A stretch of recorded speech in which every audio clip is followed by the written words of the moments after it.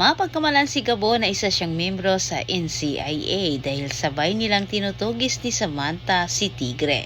Samantala, nagugulat na lang itong si Samantha sa biglang paghabol ni Gabo kay Tigre. Nag-uunahan sila at dahil sa kanang kamay ni Tigre ay naharangan naman si Samantha habang si Gabo ay patuloy din niyang sinundan si Tigre.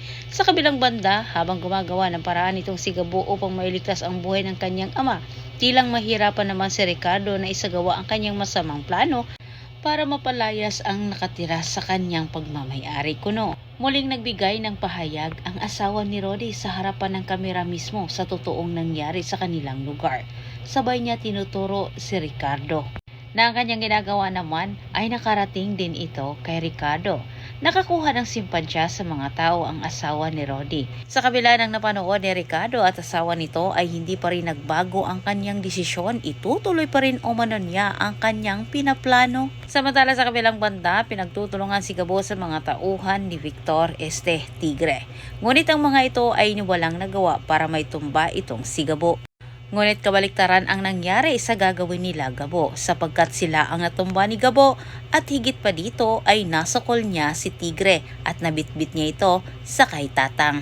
Samantalang naalarma naman ang ama ni Victor nang malaman niya ang nangyari sa transaksyon ng kanyang anak. Ngunit sa kasamang palad, ang pinagbibintangan naman sa pamilyang Zafra na NCIA umano ang may hawak kay Tigre. Nailigtas nga ni Gabo ang kanyang tatay na ang buong akala niya ay matapos ang kanyang problema kapag magawa niya ang utos ni Tatang. Hindi batid ni Gabo na madadagdagan naman ang kanyang kaaway lalo na't mga malalaking tao ang mga ito. Ngayong hinahanap ng pamilya Zafra itong si Gabo para bawiin si Victor.